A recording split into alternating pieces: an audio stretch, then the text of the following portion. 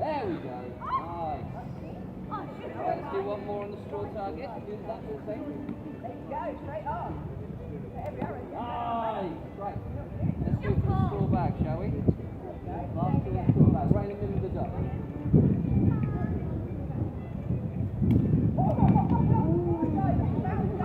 You got it? A little bit too high. Shift down the other way.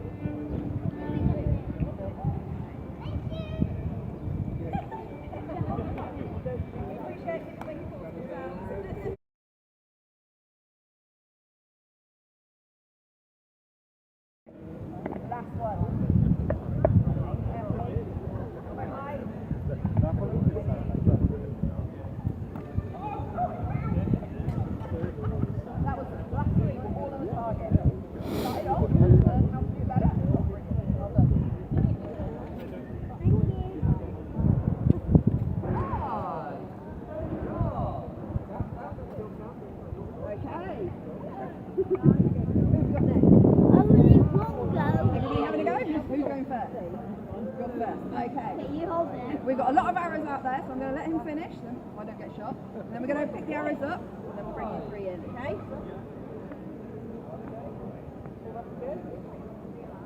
Nice! You are good. Right, what's the last two?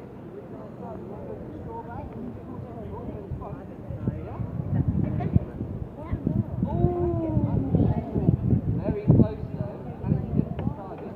Last one, this time.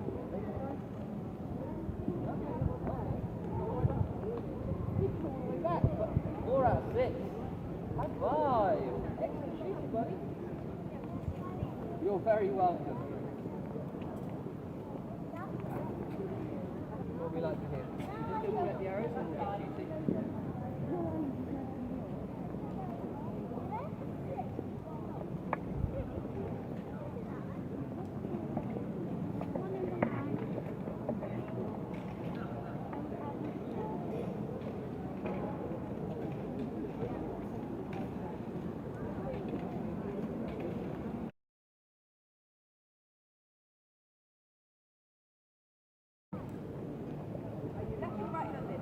Right-handed, left-handed.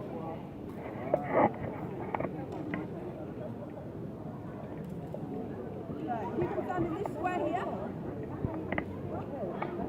Right in the middle of the square, it's going to turn and face me. Okay, you want both feet to meet and face me the whole time. This arm is going to turn straight back up. You're going to hold back. Okay? That way, strong arms, all the work. Have on an arrow. Hold it down. Don't worry about the arrow. It might get in the way. You might take direction. Okay, so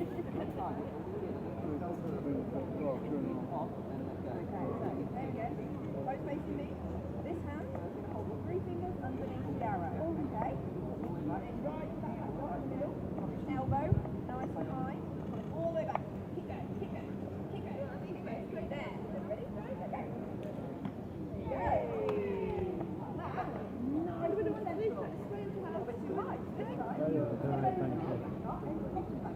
Come down to the middle where you want it. Okay? Right, same again. There you go. Your fingertips. Elbow high. All the way back to you.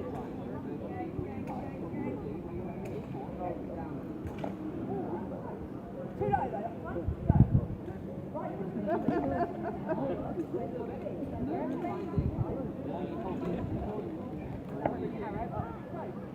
About making those adjustments to find the right spot for you. I suppose it's wrong. There we go. Elbow high. All the way back. Halfway down, you'll have to do it. Okay, that one. You didn't pull it back quite as far. Powerful. Pull it back a little bit further and have more power. You got this. You did it. So, hands on. Elbow high. All the way back to the power. You ready? Go. There you go, see the power difference?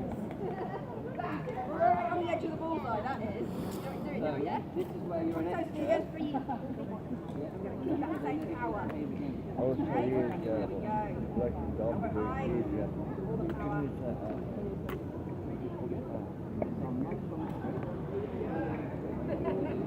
got the hang of this now, yeah? Right, last one. Put your elbow straight up. Lovely now. So, those last 3, brilliant. First practice one, get the hang of it. Right, you gotta go, gotta go.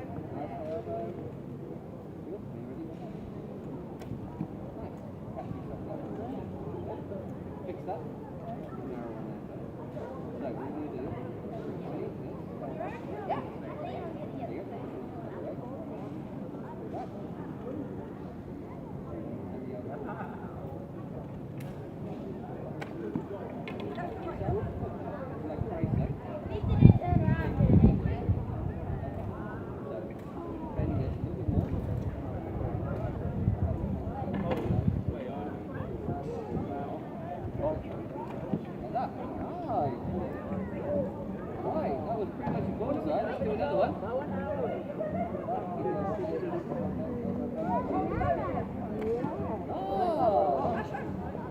Right. So what you found is actually an actual up. You can't use it.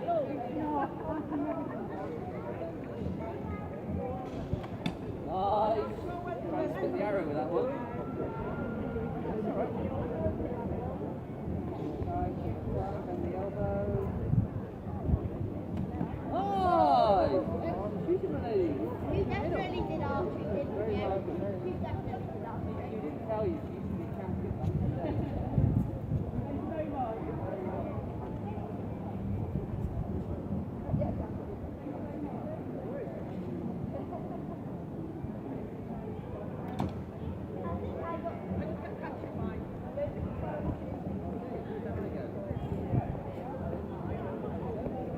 You're happy there.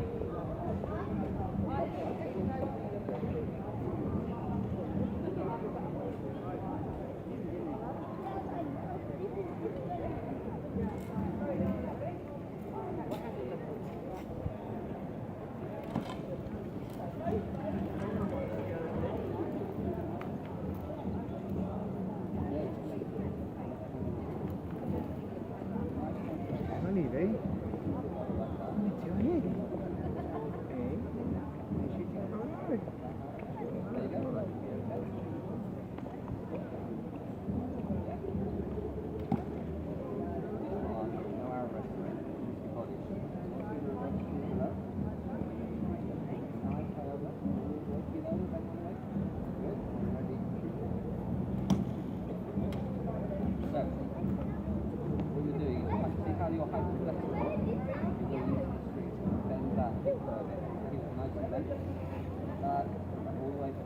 Good.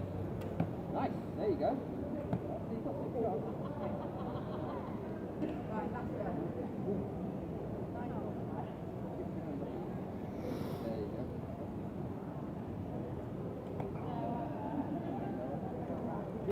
Nice.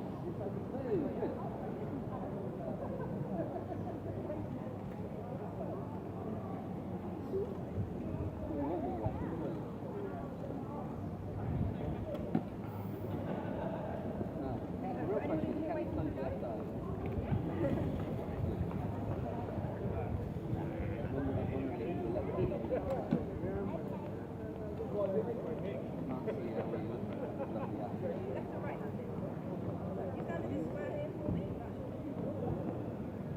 Nice.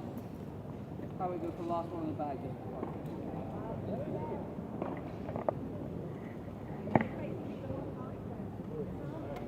Ooh, that's in it. No, you do.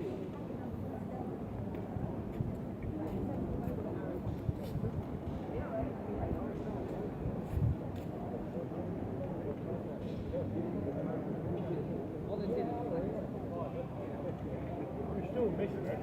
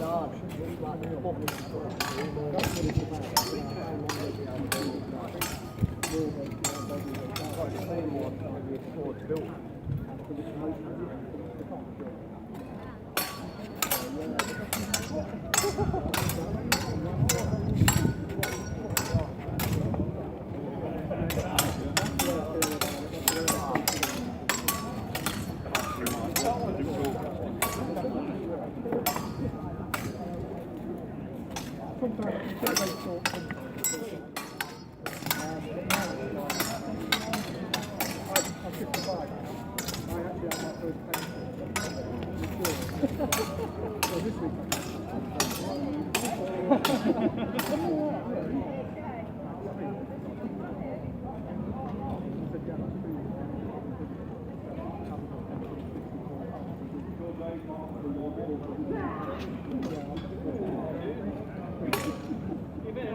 so now, okay, so what kind of electric part of that?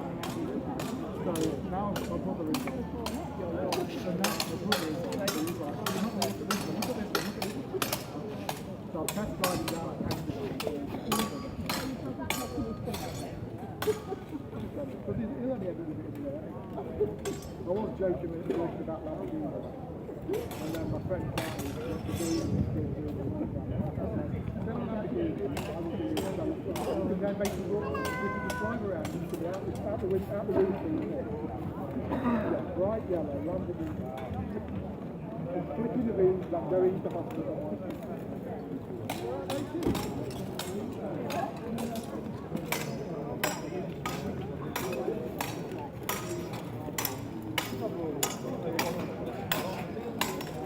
I'm winning one. Yeah, that's for the Jackson.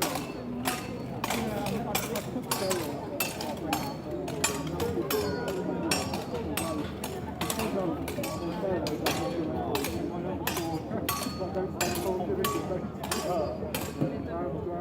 So this morning I've been trying to move it all around, throwing everything on, bending over and I felt that. I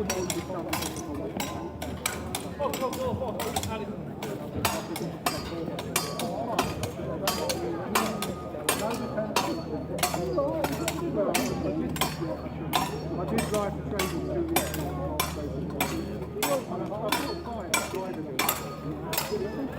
I'm not sure I can quite react very much, so I didn't do it.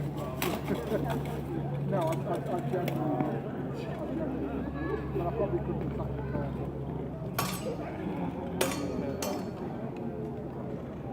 Which is why I'm looking at it. You wouldn't get my car right. We wouldn't get an SUV. I'm looking upside down.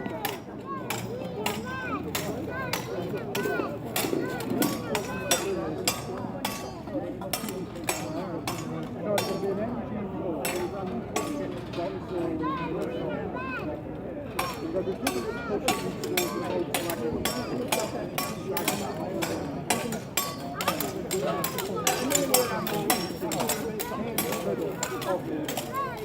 One out of fully charged. Bring them red? No, just drive by a little box there for that.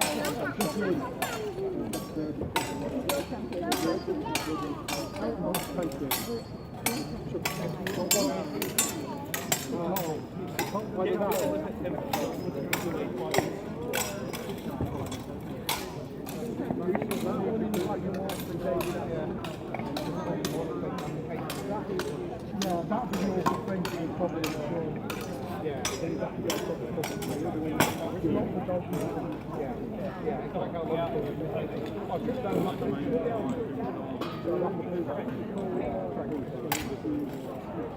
so I could probably also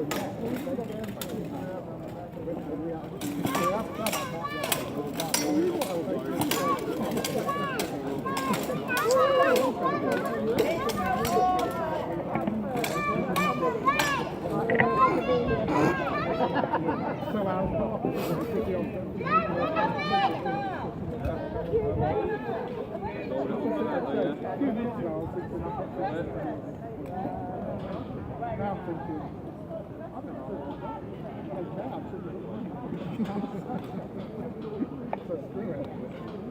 yeah, it's all going to get left with you know how much stuff I've got that's going to get thrown out of you.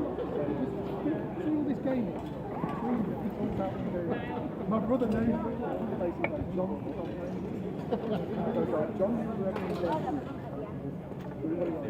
That's the one. That was the one. That was the one. Yeah, you'll find out.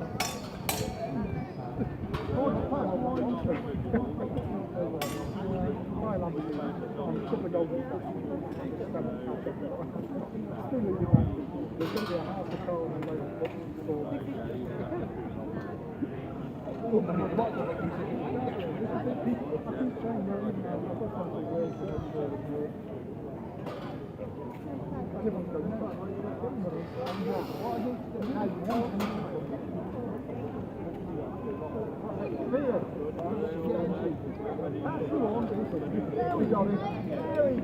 Brilliant! What I reckon on my current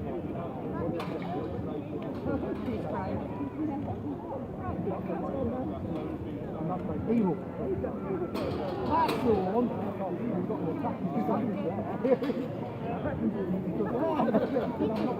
Well done. No problem. See you later.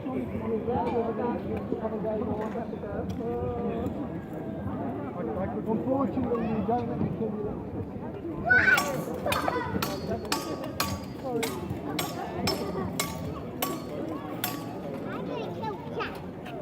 Never doing like training at the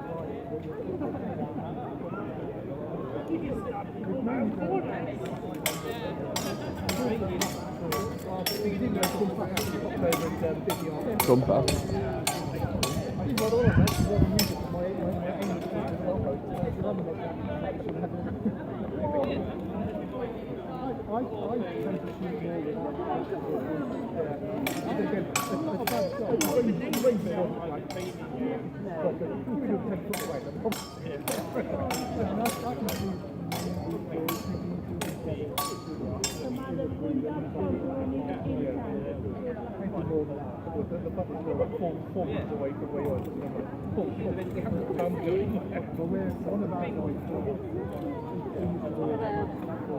This is only meant to be a warm-up.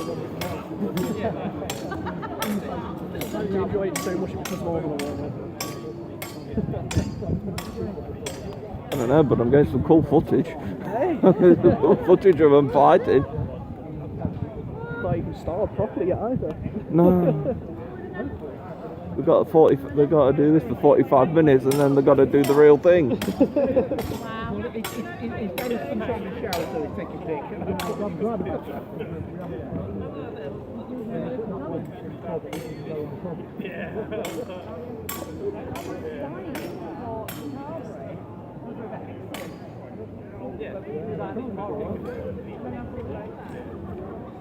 Are you doing dog show? Is the dog show actually? No,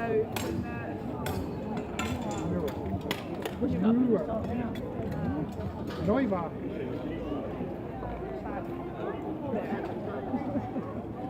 Full cross there. It's 30 miles. 40, 50 miles. 30 miles. no, Tracy, our friend Bella.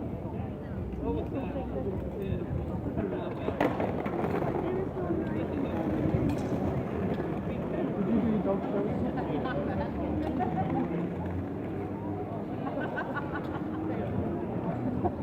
Oh, what's up, mate?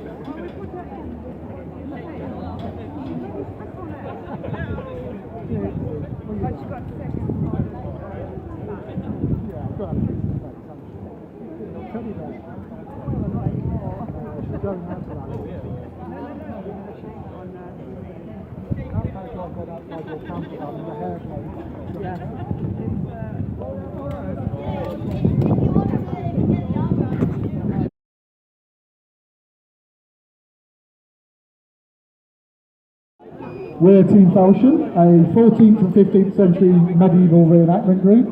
Today we're doing various demonstrations of the kind of things we do when we're actually doing full-on reenactment. Obviously we've only got a small arena. There is a programme of events from Derby Live today, so you can see when we're doing things. But at the moment what is I'm going to show how some of our knights get armoured in the different types of armour we have. So we're getting out piles of metal at the moment. And I've got some volunteers who aren't in armour yet who will be starting to put it on. Who are my armour dummies today? So we have the Earl of He's not very Warwick. much inside. We have an Earl. Yeah, We have a Knight of Derbyshire, or Leicestershire. And we have another Knight of Derbyshire, Sir John Cockayne.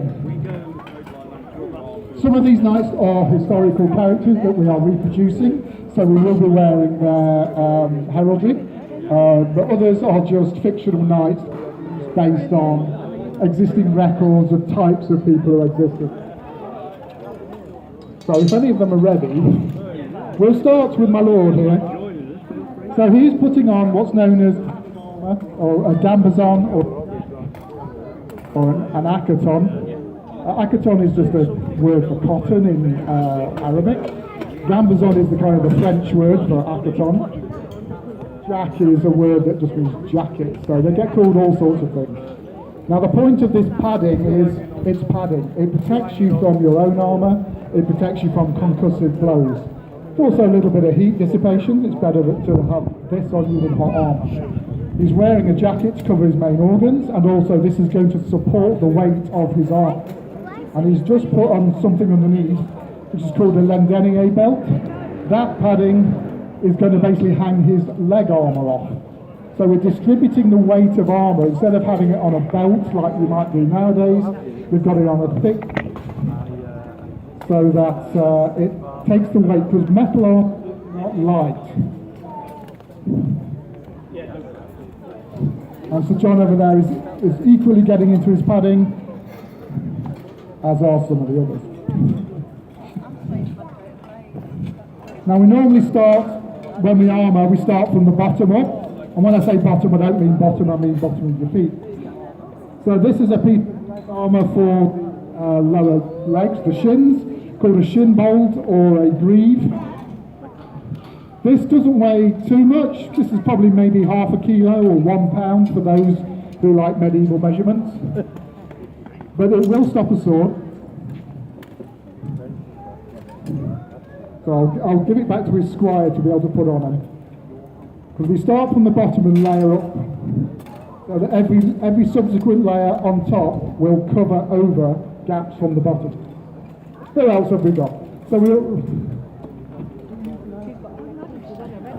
Madame Cholet here, she's wobbled on into us.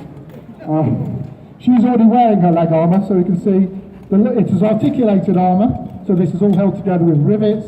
The whole leg armour probably weighs about 3 kilos, something like that. No, more than that, it's about 7.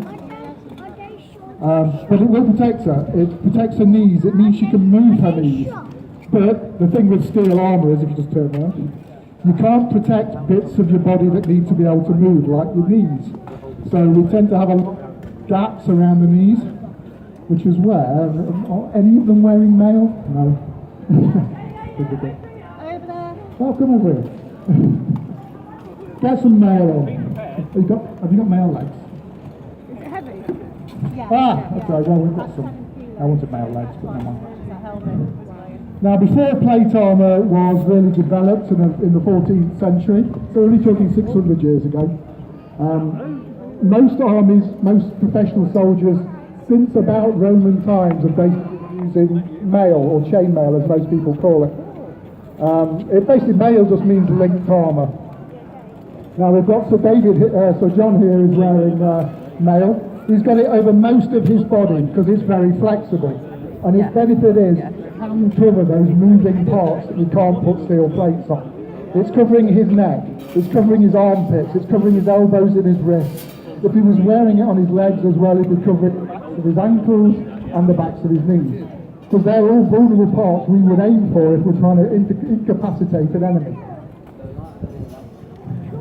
Now normally squires help people to get a lot of this on. Because we practice this, we know we can get most of our own armour on, certainly the leg armour, so we don't often bother. And some of our squires have forgotten how to do this because we haven't done it for a year or two. Nick, shall I start my coat of plates? And Madame Cholet here is getting quicker than all the others because women are always quicker at getting dressed than men, right? Especially when it comes to armour, she's always the first one. So what Madame's wearing is called a coat of plates. Now this is very similar to the kind of thing you might expect to see a Roman soldier wear. So if you've seen the Roman soldiers with their banded steel plate lorica segmentata, this is very similar. This is the first kind of steel plate armour that came available in the medieval period. It's what we call transitional armour, because the metallurgy and the armour smithing skills were advancing. So in the 13th century, they'd have maybe small plates that they'd be able to make reliably without them shattering. But as they got better and better at it, they were more confident in making bigger plates. So they made bands of plate, and then they riveted them onto leather or linen to make a slightly flexible armour. So this covers her body, it covers all of her important organs, it covers her spine, it covers her kidneys, but it also allows her to bend a little bit. Now that's different to what you probably expect to see with plate armour, which is a full-on steel breastplate. Now that is quite high technology to make a large piece of moulded, formed steel to the correct thickness that will fit a body that, because they're all made to measure, and won't shatter because they haven't tempered the metal correctly. So there was a distinct improvement from small bits of metal that work to larger bits of metal that work. So John Cocaine over here will be putting a breastplate. So getting in into armour is not a quick process. We normally get it down to 15 to 20 minutes per person when we're in a tournament fight. If somebody's wearing absolutely everything, which would be the padding, the mail, the plate, the chivalry to make them identifiable to say I'm rich, everything else that goes along with it, you're probably talking half an hour normally. And they will be wearing somewhere between 30 and 40 kilos, or in old terms, about 6 stone of armour. So you're carrying an old child on your back. Or a 10-year-old, I don't know how much kids weigh these days. So we can see from this coat of plate, this is all strapped at the back. The main reason being, if you're getting attacked from the front, you don't want people cutting your straps and your armour falling off you. But it does mean you need a squire, because you cannot put this on yourself. On top of this, she's also got articulated arm plates, which I'm wrecking for her.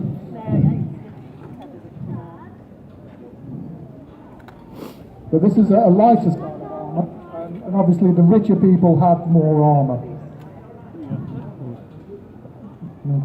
Arm armour on yet? So generally, in the evolution of warfare in the 14th and 15th century in England and France, the first metal armour they used tended to be leg armour. Now, if you're a knight, the thing that you're most vulnerable to from some peasant on the ground is them attacking you upwards on your horse, so you protect your legs. So leg armour was definitely around 30 years before fully articulated arm armour, because nobody's really saw the need to go crazy with arm armour. So this was the kind of arm armour you would have, even if you had leg armour like that. Because you just didn't need it so much, you don't pay the expense, you don't have the energy expense of having heavy armour on your arms when you need to swing a weapon. Now we've got that. My lord over here is now getting his arm armour on. So you can see from this piece, his is fully articulated. And from the inside, he's got rivets holding lots of different plates together, which allow them to bend. And he's also got leather straps holding different pieces which need to be able to move up and down. This is the top quality armour you'd get by 1400. This is the Agincourt era that was able to stop arrows, not fully reliably, but you probably wouldn't get many of them getting through. To stop a sword, to stop a poleaxe. But consequences, it's heavier. And when you've got something heavy on your arm like this, when you're already trying to swing a sword or an axe, it does make a difference.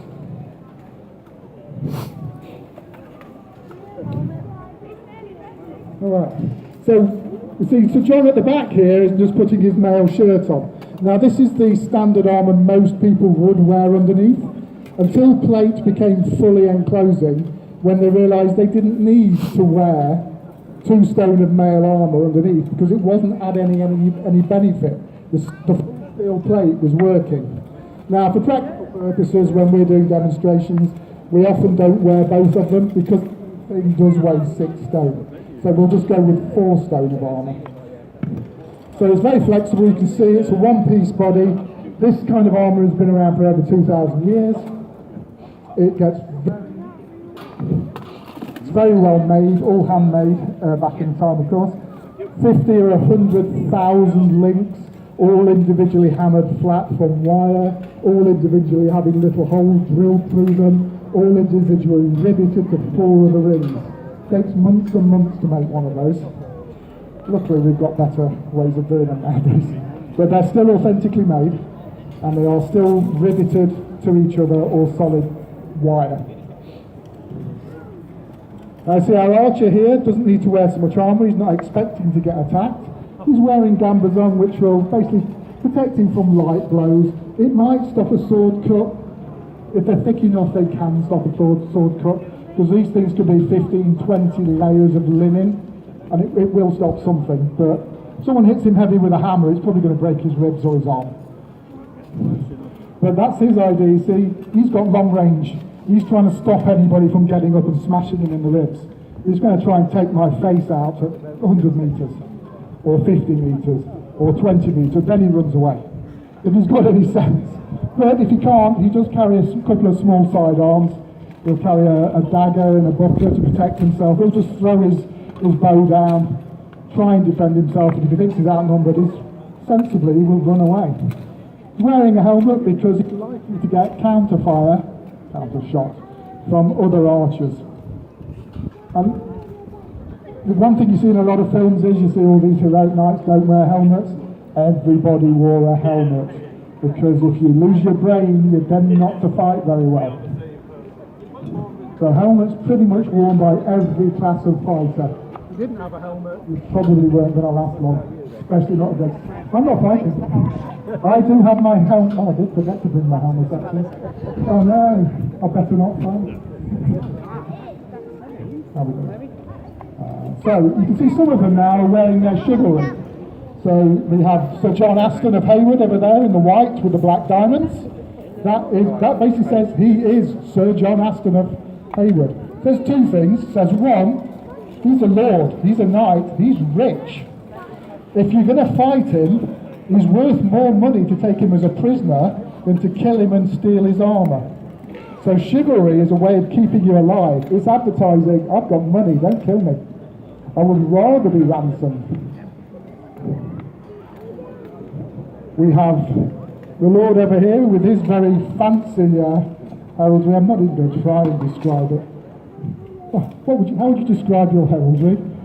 Beautiful! There you go. Arrogant, a lot of these knights as well. But they know they're good. They're not just hobby knights. If you've got to that level, you know how to fight. You are a lord, yes. You are rich and privileged, yes. But you have been trained and given the duty to defend the land since you were basically 7. You would have been fostered out to an uncle, maybe, who would have then had the responsibility of training you as a squire and a page and a knight. You'd learn how to serve your lord at table. You would learn all the manners of court. You would learn how to read and write, possibly. Usually in French, not in English. It wasn't until 1350 that English became the actual language of England. You see a lot of our squires here are wearing red and white tabards. That's not their heraldry.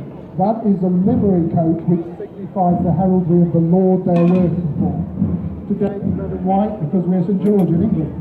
But this is actually the heraldry when we do a 13th century battle. These are actually the retainers of Sir John Goodwin.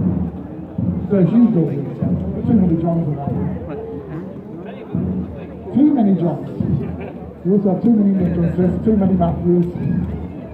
They weren't very inventive with names back in the day. So how are we going here?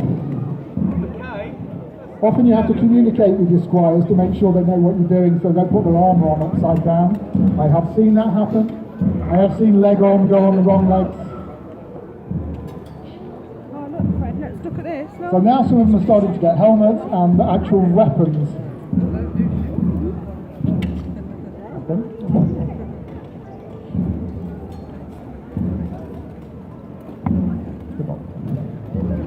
So Thomas Bullock over here, he's wearing a livery belt around his, or chain around his neck.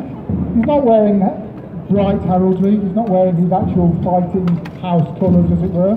He's wearing a collar which says, "I'm rich," you know, I may be a sheriff or something. It's just showing off. It's bling. They did bling their outfits. They had belts made out of gold. Because you've got to show off.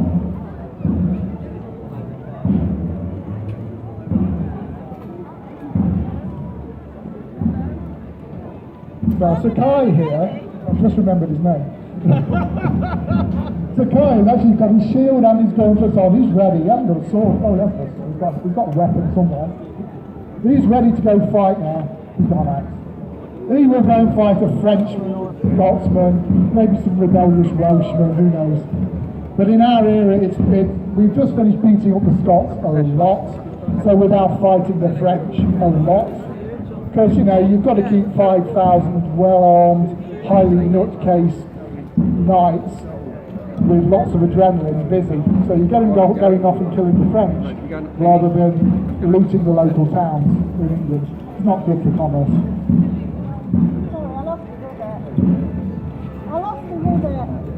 Armour does fall apart sometimes.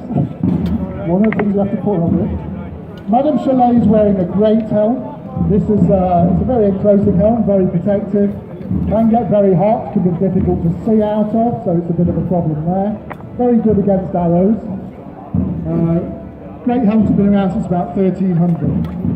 Sakai's wearing a bassinet, I'll get it right in a minute, without anything attached to it.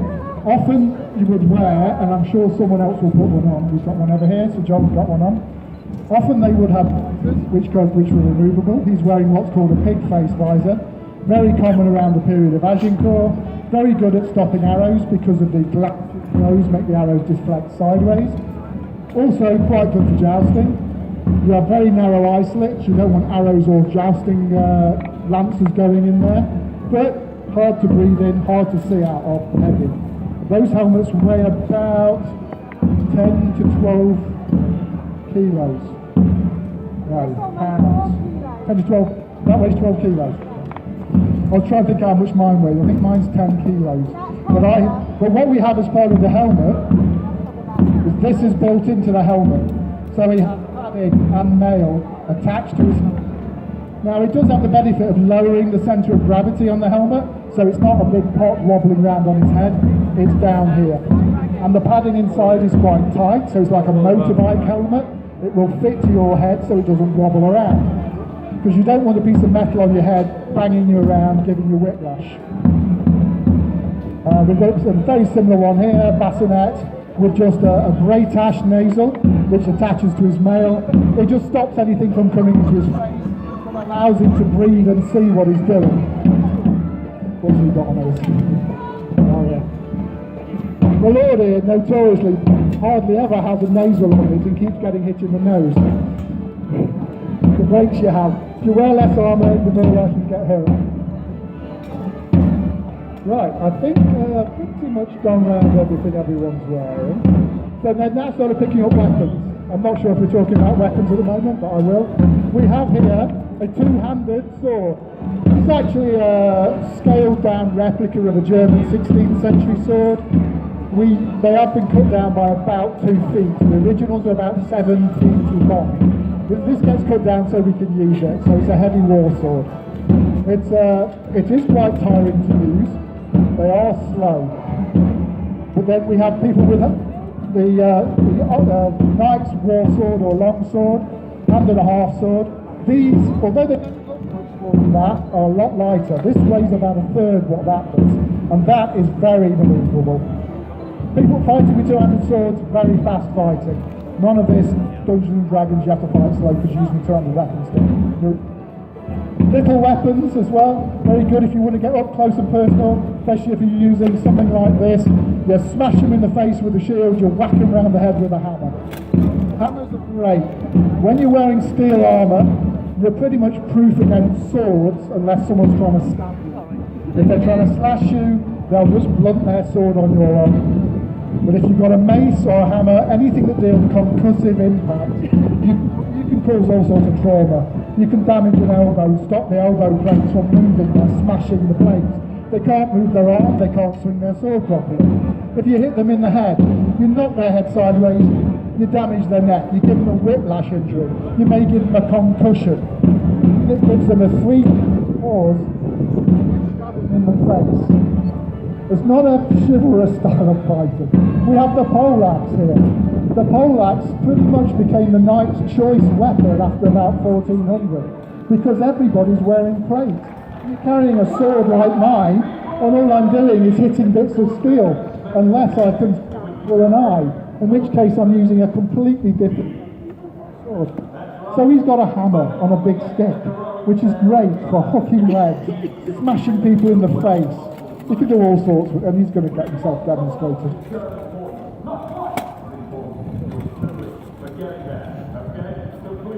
But basically, weapons work better against plates than sharp weapons do, and concussive weapons are great against soft, meaty bodies as well. So maces, hammers, axes, poleaxes became much more common weapons, and swords like this became your secondary sidearm, which you would use if you couldn't use something like that. And I think with that, I think I've gone through everything, so thank you. We are here, we will happily chat to you. I will when I take the microphone off. So if there's anything you want to ask, just come up and ask, and see the armour up close, we'll let you do that. Thank you very much. They're going to have a bit of a play anyway, so we'll just carry on. Okay. Is that? Well, there are fight demonstrations of different. I'm going to stop talking for a while, mate. I need a drink.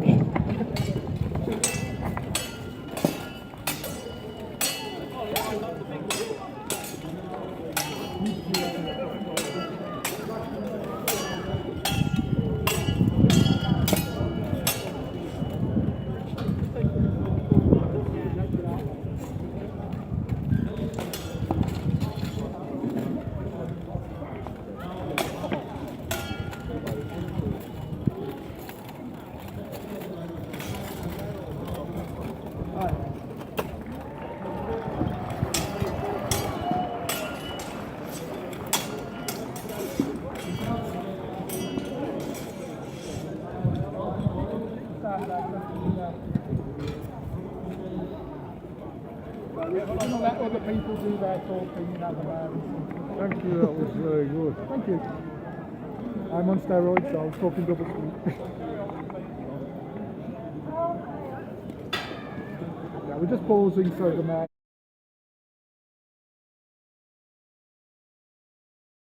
Information there, whilst we clear off. Okay, so as we know, the story of St. George and the Dragon has been told many times and in many different ways. But the version you are going to see here today is the exact version as it took place all those years ago. I may have changed some names, and events for artistic license, but other than that, it's exactly the same. Okay. So, prepare yourselves. Prepare your eyes, your ears, your minds, and your brains for St. George and the Dragon. Yes, indeed. The people of Derby were under the terrible fear of a vile dragon who had been terrorizing the city for years. Without further ado, let's see this vile fiend in the flesh, the Dragon!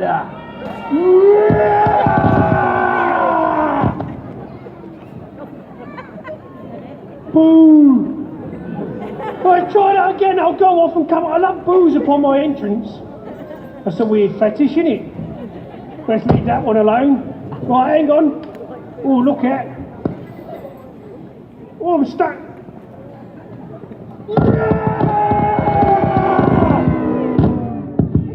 That's what I like to hear. This is unacceptable. You were all aware of the deal I made with you. As long as you provided me with livestock. Goats, sheep, the odd looking cow. I don't know why I'm looking at you, madam, now. I apologise. Just an unfortunate happenstance. If you provided me with those things, I would resist the urge to devour you all and burn this city to the ground! The ground! Yeah, I'll drink it in, come on. Yeah, but I am not an unreasonable mythical beast, no. I will give you one last chance to sate my dragony furious hunger. But I don't want livestock. No. I'm bored of that. The wool gets stuck in my teeth.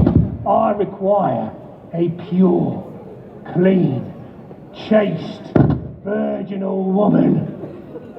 Now looking around here I can see we're a bit thin on the ground. But I'm sure we can make it work. What do you think to that, people? If you provide me with that, then you will remain safe. Is that a deal? Well, it's got to be 'cause it's in the script. So, I will give you 4 of your human minutes to find me this maiden. But if you don't, I will be forced to unleash my full dragon fury. And you do not want to see that. I see the fear etched upon your simple, mortal, ugly, thank you, contorted, I heard myself, it's terrifying. Contorted faces, and it is well founded. 4 minutes, find me a maiden. Got it? Thank you, little girl, I'm glad you're paying attention. Oh, it's a boy, I can't see, I've got dragon glaucoma. Right, see you shortly. Bye, peasants. Go on. No one needed to see that. So, the dragon had made his demands known. He had given the people of Derby 4 minutes, which weirdly was the exact amount of time it could take someone to change costume from one character to another. It's completely unrelated. So, the people of Derby were faced with this awful quandary. Face their city and them being burned to ashes, or supply the dragon with a maiden. But who? How could you select one maiden amongst all of these maidens to be sacrificed to the dragon? Fear and panic overtook them. It didn't show very well. The people of Derby were very, very restrained, but a number of people just began urinating with fear. One boy defecated for 6 minutes straight. They didn't know whether he was going to survive. But luckily there was one public official, yes, who would come into the scene to take charge, to help organize this panicked rabble of folk. Yes, enter the public official!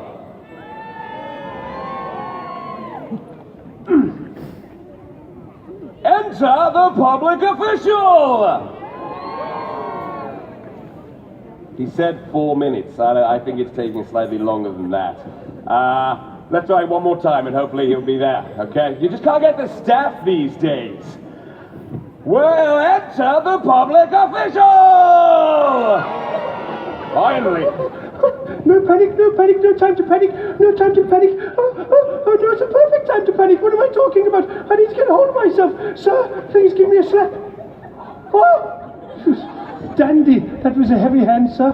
Oh, well, no. What are we going to do? What are we going to do? What have we got to do? What did the dragon want? Can anybody remember? No, we've been paying attention all the way through this riveting act. A fair, pure maiden. A fair, pure maiden. Well, let's have a look. Are there any volunteers? There's people pointing at other people. It's that kind of city, is it? Right, okay, I see. Well, I'll tell you what we'll do. We'll pick a number of people and then we'll have a competition and see who is the best, purest maiden, okay? Here we go, let's see. La la la, this is the bit I love the most. La la la la la. Yes, you've been pointed at. That's a good idea. Let's have you. Yes, there you. Your friend that was doing the pointing. You do, madam, you do. Come there, come on. I'll do this all day, it's fine, come on. Well done, give her a nice warm hand. Well done, well done. That's it, come and stand right here, that's it. Face that way, good. Okay, right, let's find 2 more. La la la la la. La la la la la. Oh, yes, look at this lady looking away, perfect. As if not. Hello, good afternoon. Yes, not me. Well done. Give a nice warm hand. Woo! Come and stand next to my friend here. We've known each other for about 3 minutes. Okay, now I need one last absolutely gorgeous, stunning female. Yes! Here we are! Yes! Beautiful! Give a nice warm hand. Okay, come and stand here. Absolutely beautiful. Yes, right. Look at this array, this bevy, this beauty. Oh my gosh. Right, let's find out who they are. 1 second. Just stay there, talk amongst yourselves while I get a little microphone. Hi, thank you all. La la la la la la la. Don't they all look resplendent in the sunshine? Right, let's find out a little bit about them. Okay, what's your name, dear? Kirsty. Kirsty! Give it up for Kirsty! Nobody else will. Seriously, it's a family show. Kirsty, where are you from? Derby. Derby, what a turn up for the books that is! Kirsty from Derby, I'll come back to you. Madam, what's your name? Maggie. Maggie! That's a confident voice, wasn't it? Maggie. Okay, Maggie, where are you from? Nottingham. Nottingham.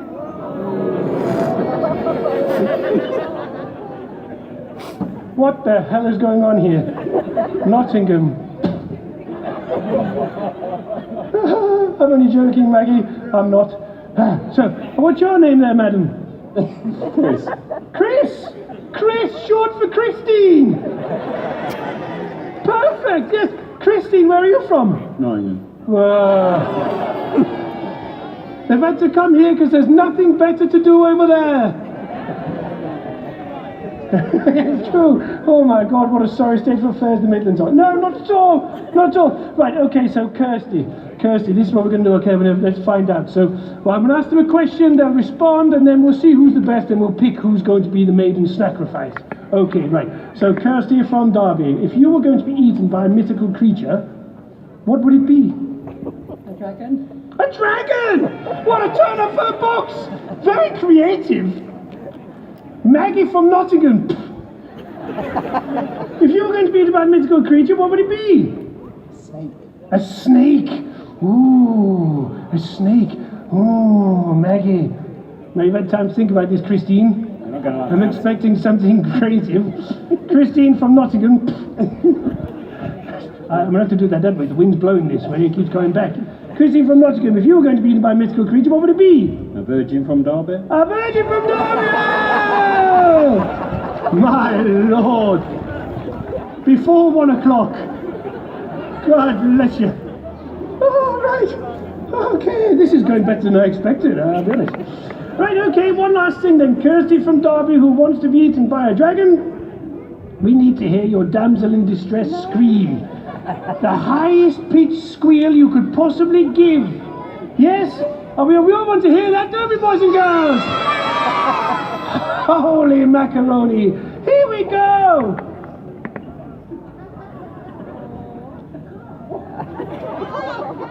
You make what? You're gonna laugh. What? If somebody comes in, you can give me a.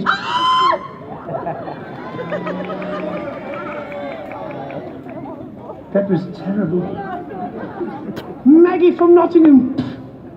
Let's hear your high-pitched squeal.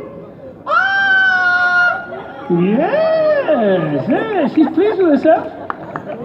And Christine from Nottingham. Here we go, the highest pitch. I want an A flat at least. Go.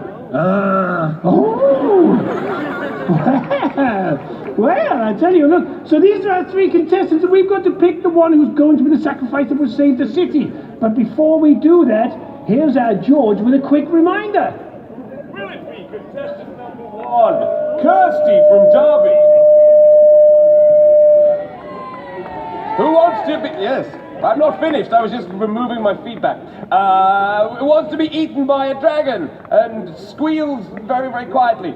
Or will it be Maggie from Nottingham, who seems to think that a snake isn't real? Snakes are real, Maggie. They're not mythical creatures, okay? But squeals like a bird of prey. And finally, Christine, who squeals like a relaxed burp and wants to be eaten by a virgin from Derby, apparently. It's up to you. Well, ladies and gentlemen, boys and girls, it's time to pick. So we'll judge this by the amount of applause you give each contestant, okay? So put your hands together if you want Kirsty to be the sacrifice. Let's hear it.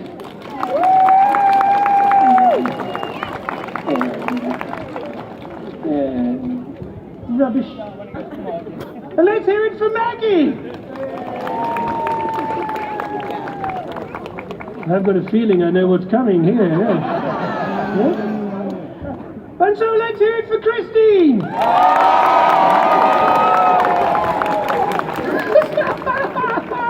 Why? That's how comedy works! So let's give it up for Maggie and Kirsty. You can go back to your families. Well done! Oh, I hope you know each other. It's your mother-in-law. This couldn't get any better. Right then, Christine, come and stand here. Right, Christine, so you're going to be the maiden now, okay?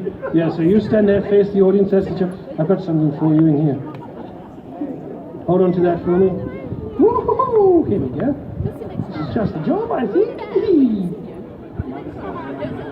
Oh. Can you fix that upon your bumps? Oh, the glasses are coming off. What's next? Jackets? Trousers? Going all the way.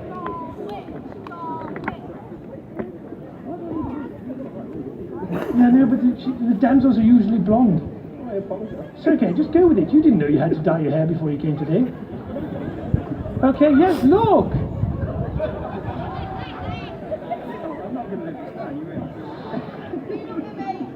Hey, yes! She does look amazing, doesn't she, boys and girls? That's right! Mother-in-law, get a good picture of this! It's going to get worse for her! Right, you stay here and wait for the dragon to come back. There's no way that dragon's going to be able to resist this. Just, improvise. Bye, everyone!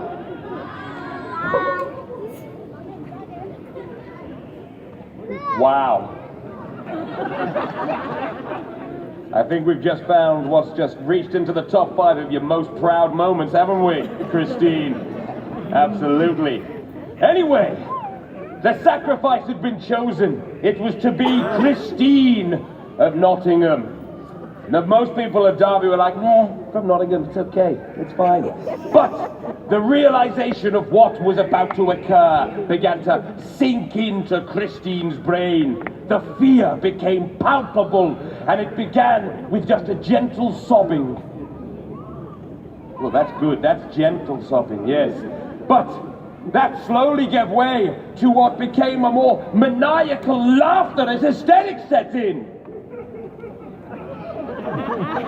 This is very good, Christine. You're in the moment, okay? But then, as complete and total panic set in, she just burst into a rousing rendition of Whitney Houston's I Want to Dance with Somebody!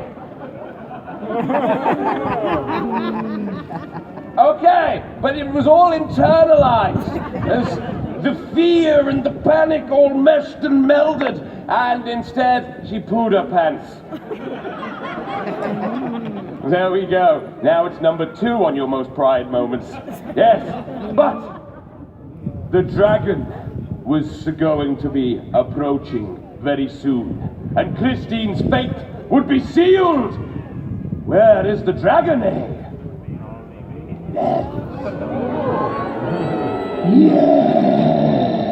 Yeah, what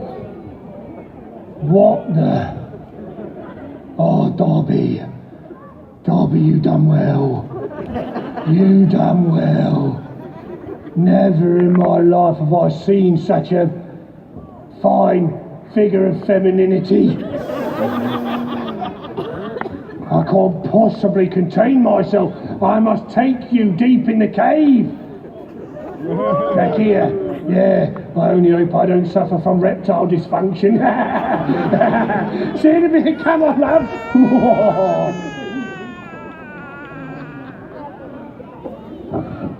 So, the people of Derby stood, awaiting, hopefully, the dragon to release his grip. But each and every one of them was suddenly filled with the mental images of what was most likely taking place in the dragon's cave. to poor Christine. You know, it's not pretty. Let me tell you, okay? Dragons are notoriously messy eaters. Yes, but the public official who had left suddenly had a deep vein of concern that ran through him, thinking, what if Christine did a runner? What if the fear became too much and she just thought, no, I can't be eaten by a dragon, and legged it? So the minstrel, no, public official, God, it's when you're using the same script for 9 years. As if there's a script. So the public official would return to wait and see what had happened to Christine. The public, oh, he's there. Oh, Christine, where's Christine gone?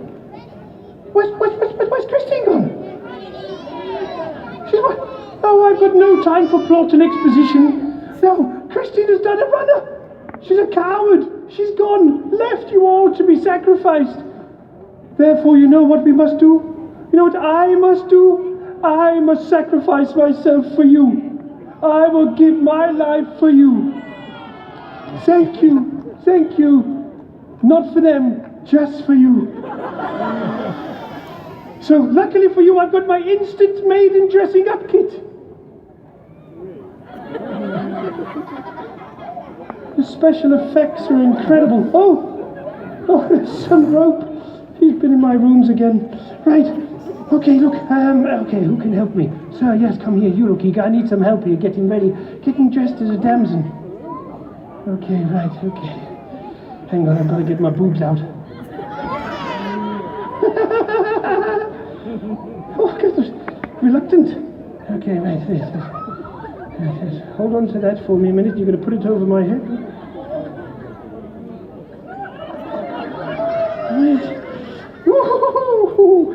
Okay, right. What's in here? La la la la la. Can you put your hand deep in my sack and pull out what's inside, please, sir? Oh yes. Well, okay. We'll do a swap. There you go. Put that on. It's seamless change. It's seamless. The audience aren't even aware. There we go. How do I look?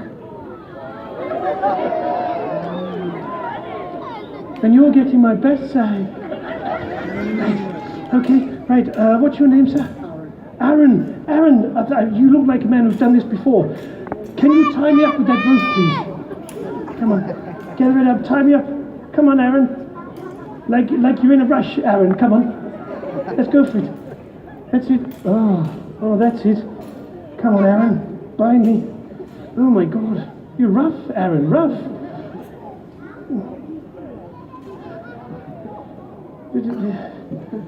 What's happening here? Look at my boobs. What are you doing here? All right. That'll do. Go on, Aaron. You've had your moment in the spotlight. Crack on. Right. Okay. Whoa. You like this? Yes. Okay. Oh. Right. Okay. Here we go. Help me! I'm a damsel in a lot of distress!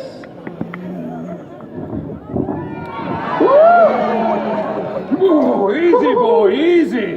Do I hear the cries of someone who is in desperate need of saving? Come on! Stay between the legs, Stuart. There we go.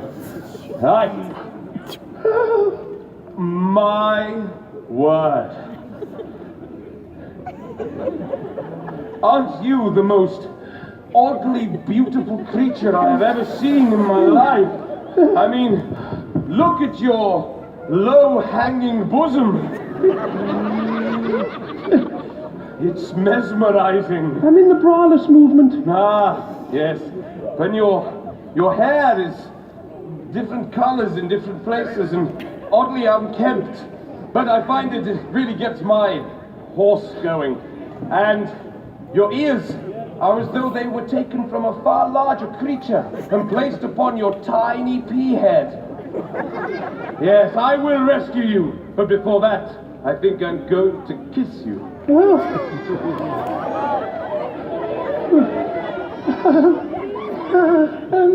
Come along, don't waste time. What is this? This is my kissing technique. I learned it in France. Oh, the French way. Okay, ready? Ready. Okay. Wow! Well, I should free you. Yes. Stuart, just stay there for a moment. Right, let's get you out of this Okay. incredibly tired... Hang on. Yeah, just step out of that. Yes. Oh, hello. Sorry about that, right?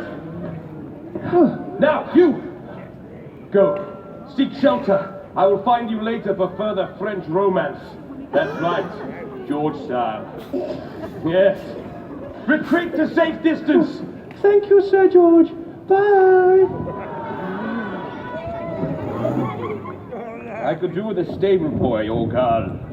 Can I have a volunteer who can look after Stuart for me? You, young lady, come along. Yes.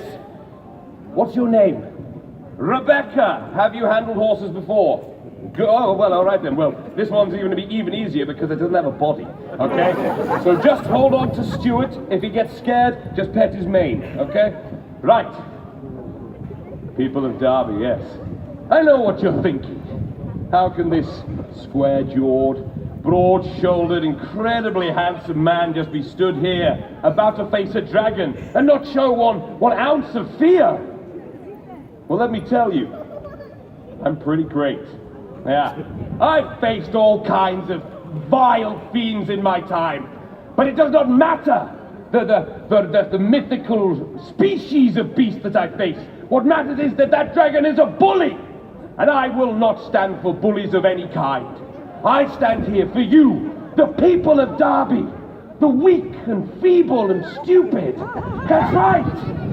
Yes, I'm quite the humanitarian. I will free you from the tyranny of this dragon so you can go on living your drab, mundane lives. Fear-free. That's the kind of guy I am. Now, without further ado, the time has come for me to lay the smackdown on a dragon. Dragon!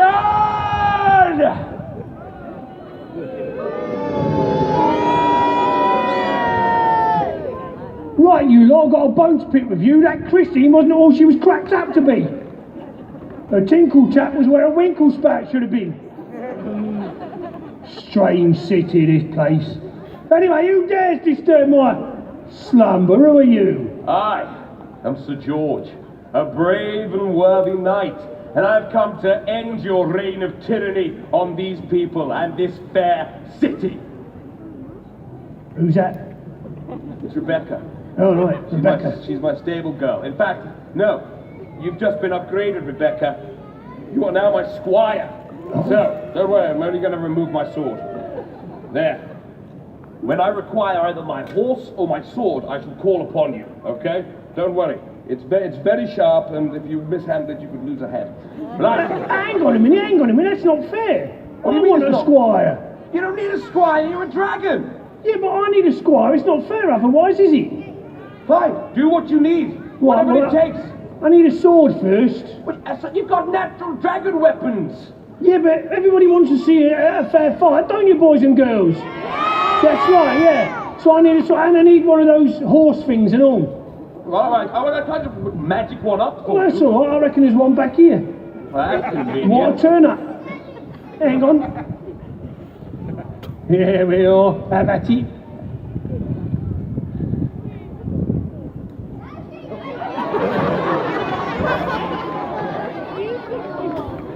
So, let me get this straight. Yeah. A dragon rides a unicorn. Two mythical creatures. Surely you kind of cancel each other out in some way. Because that's the only problem with this myth, innit? Yes, Yeah. let's not start picking holes in the plot. Exactly, yeah. Yes. Right, okay, well, I need a squire. Oh, yeah, we've got some volunteers. Yeah, you'll do. Come on then. Lovely. Right. What's your name? Jasmine, are you familiar with unicorns? You got one at home? You have?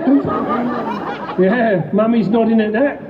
Right, well, there you go. You know what to do with it then. Hang on. Whoop, there you go. Cop hold of that. Yeah, got it. Right, Jasmine, this is my sword. Same applies to you. When I need it, you pass that to me, okay? Got it? Well done, Jasmine. Give her a nice warm hand. Well done, Jasmine, yeah? Good on you. Right, before we do battle, I must remove my cape. Yes, I invented Velcro. Merely for this purpose. There you go. I'm going to look after that as well All now. right, well, one last thing then before we do battle. I've got to take something else off. What now? What else could you possibly remove? You nearly swore then. No, I did not.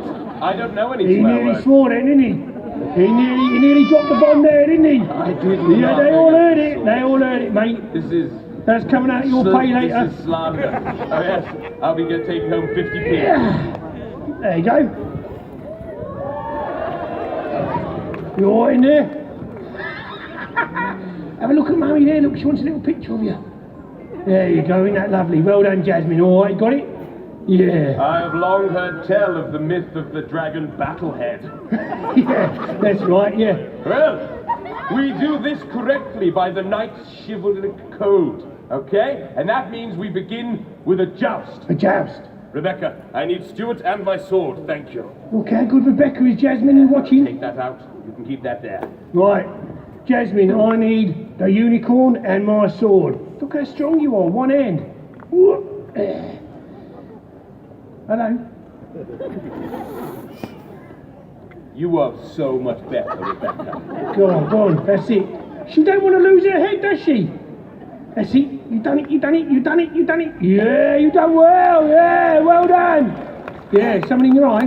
Right. Right then. Hello. Yes, that was the Banshees. It is the crying Banshees, for battle. To your doom, dragon! Ah! Oh, so realistic.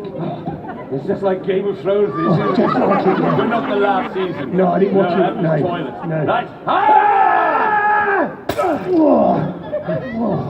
Right. Oh. It's all right, it's just a unicorn. Come on. Ah! Come on!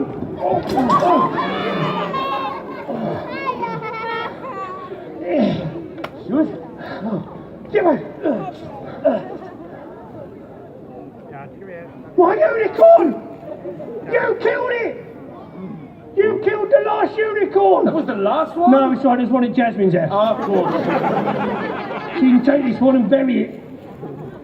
Alright, yeah, it's funny, isn't it, dead animals? It's about to be. Right, yeah. That's right. Oh, Yeah, that was that's Hollywood, right, that was. That was Hollywood, that was, isn't it? Alright, then let's see what you do. What in here?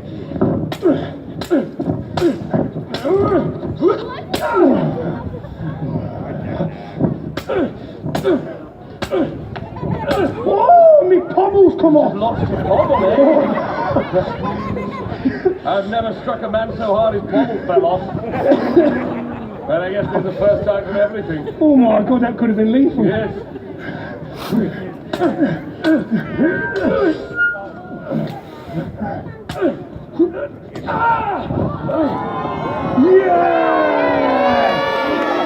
Yeah! It's but a scrap. It is. It is a flesh wound. And you did hit my arm quite hard just I know, then. that's the knacker in my pommel. Yes, I apologize. But you may have struck first blood, dragon, but I'm going to take second blood, and then third blood, and then more blood until there's no blood left in you. And you'll just be all kind of floppy, I expect. Well, let's see what you got then.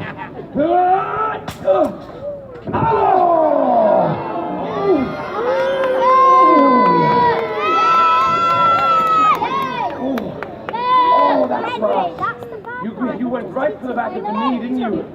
Oh, that's not where I'm supposed to go. Come on. Now I'll take you. I'll finish you off in front of everyone.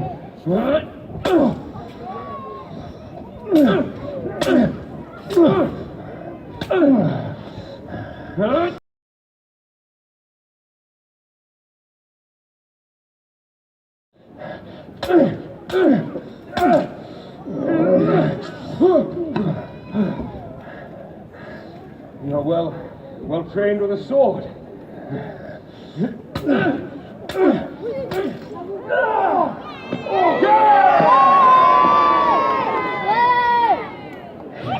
Shut up.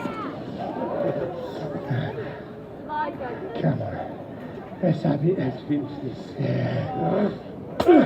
What are you doing?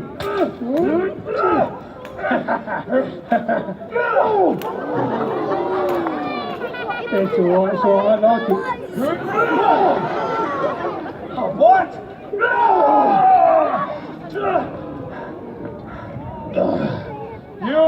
defeated, dragon. I give you one chance.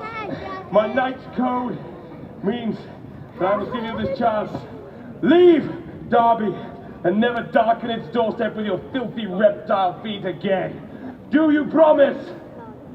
Yeah, I promise. Honestly. Well, he said honestly at the end. He can't possibly be lying. Well, there's no need for more bloodshed. No need for more swords. I've done it without having to kill anybody. What a very family-friendly message. You're all shouting at once. I can't.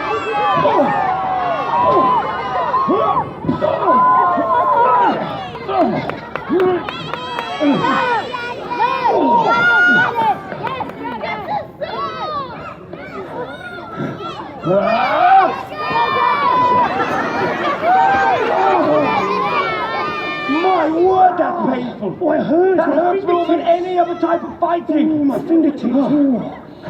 But what about this? Oh,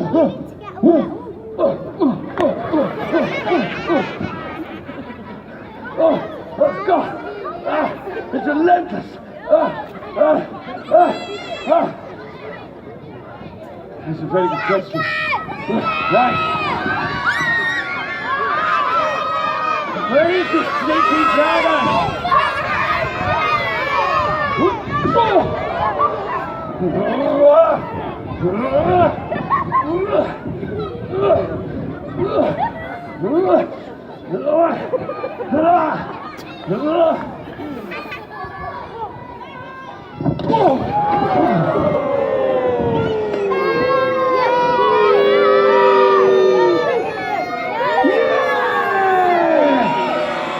That's right! There is no way he could possibly escape his fate now, is there? Yeah, absolutely no chance. Not even 1960s TV series of Batman chance. Here we go. Prepare to be run through. Hang on, let me find What are something. you doing? This is a special dragon move. Right.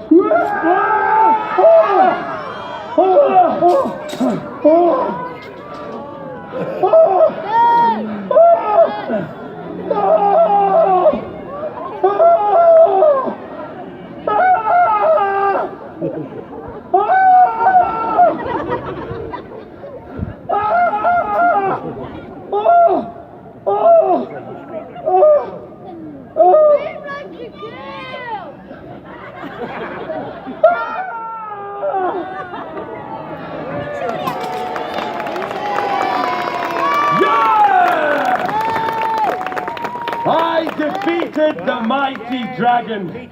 Now, Jasmine, was it? I'm afraid, as the squire of my enemy, I'm afraid I have to kill you too. I'm kidding! I just have to cut one of your hands off.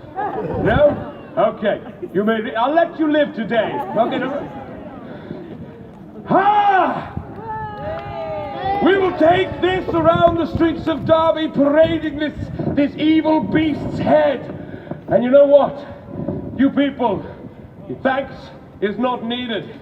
I do it for money, so I'll take some of that. Okay. Well, before I take my leave, let us once again give a warm hand to Jasmine, the Dragon Squire. And in my opinion, the far superior Squire, Rebecca! Thank you, Rebecca. You may return to your family. Ah, excellent. Where's that maiden? Ah, there you are. Yes. Oh, Sir George, you really are a hero. That's and right. I've heard the talk of making you a saint. A saint, eh? I like the sound of that. It's got a nice ring to it, doesn't it? Yes. In fact, you know what? I think this day will go down in history. It will be celebrated centuries from now. No! Decades from now! People will come together and dress up in very, very interesting costumes and dance around poles with brightly colored ribbons. People will get drunk and fight out of some misguided patriotism. It's going to be fantastic. That's right, but now, my fighting is done, and all I have the urge for now is romance. That's right, I was wiping the excess spit off my lips in preparation for the romance. Don't. I like you. All right, but we will not titillate the good people of Derby. We will rub in soil into the wound of the dragon by French kissing in his cave. That's not a euphemism. All right, come, let us go. What? Oh my God.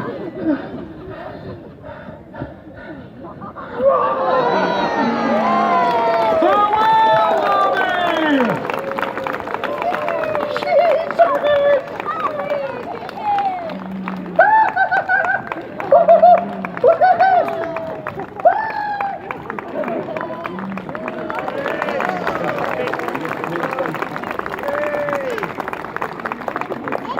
I want those two guys straight. Right, as we clear this space, please, I'll just try to find where I am. Next up, we have Pexiton Morris, which is a women's Cotswold Morricide with traditional dances from the region. And Pexiton is a woman's Cotswold Morricide from Sheffield. They take their name from an Anglo-Saxon tribe local to the Sheffield area. Meaning, yes, thank you. We've done that bit now. Their name means people of the peak, and they dance with a variety of the traditional dances from the Cotswold region and wear white shirts, black trousers with red, gold, and purple ribbons and bells. Oh, there's some rope. Enjoy them!